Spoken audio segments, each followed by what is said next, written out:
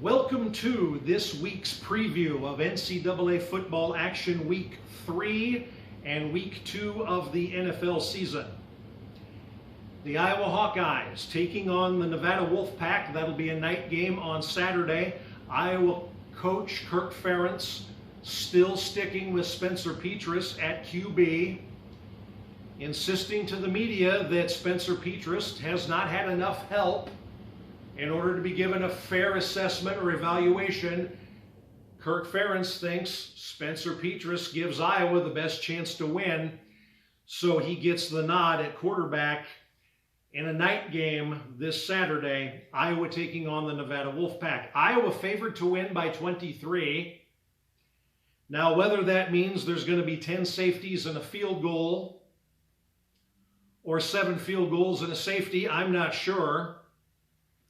Iowa getting trolled on national media. They take the O out of their name. Maybe you've seen this on some graphics. I/WA. No O for the Iowa Hawkeyes.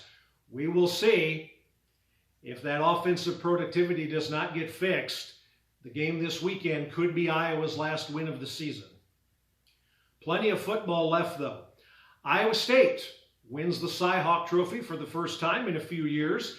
And after Nebraska's coach Scott Frost gets fired, Matt Campbell, his name at the top of that list. Now, Matt Campbell of Iowa State being a class guy, he's shooting some of those rumors down. I'm just focused on my own team right now. Then again, what would you expect him to say? Could this finally be the year that somebody gets Matt Campbell out of Ames? The Big Ten just signed a big television deal. So I'm sure Matt Campbell could make a lot more money coaching at Nebraska than he could at Iowa State. But he's going to focus on his team for now, being the class guy that he has shown himself to be. He has said no to all kinds of other jobs in the past. But a lot of the early money, if you're a betting person, is that Matt Campbell's going to be taking that Nebraska job.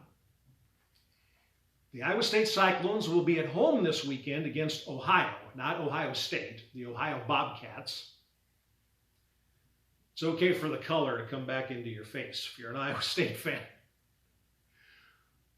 That's how things look for Iowa and Iowa State. Now, for the top 5 going into this weekend, number 1, Georgia will be at South Carolina. Toledo will be at the Ohio State University, number 3. University of Louisiana Monroe is going to be at number 2, Alabama. Alabama losing that number 1 ranking after squeaking by 1 point against Texas last week. And UConn will be traveling to take on number 4, Michigan. So that's the top 5 in college football, and we've covered Iowa and Iowa State. So on to NFL action. Area teams around here in the state of Iowa are going to be on national TV later tonight, the Thursday night football game. Kansas City Chiefs at home in Arrowhead taking on the Los Angeles Chargers.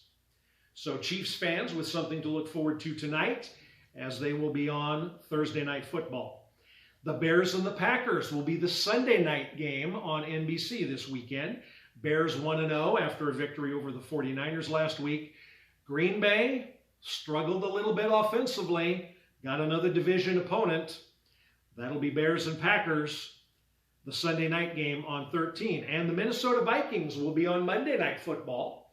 They will take on the Philadelphia Eagles. Is the season already in the toilet for these guys? The Cincinnati Bengals visit the Dallas Cowboys in an afternoon game on Sunday. You remember that phrase, let mommy kiss it and make it better? You'd get your knees scraped up or something and, oh, let mommy kiss it and make it better. That's the equivalent of the Dallas Cowboys not putting Dak Prescott on injured reserve. Let me kiss it and make it better. Actually trying to give Dallas fans hope that maybe Dak Prescott can be back in 4 weeks from his fractured thumb. What else can they do? Considering how bad it looks. You've got to do something to maintain some optimism and hope. But things are not looking good for the Dallas Cowboys. And unfortunately, it's not like he's going to step in a time machine and come back. Cooper Rush did start last year in a game against Minnesota and did get the win, so maybe Cooper Rush pulls it off.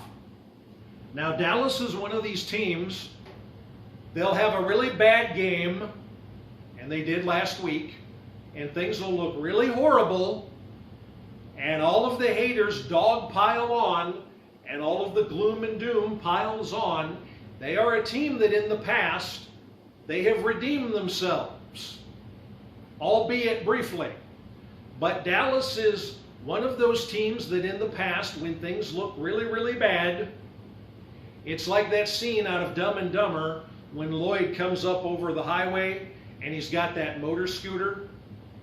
And Harry says, just when I think you couldn't get any dumber, you do something like this. And totally redeem yourself.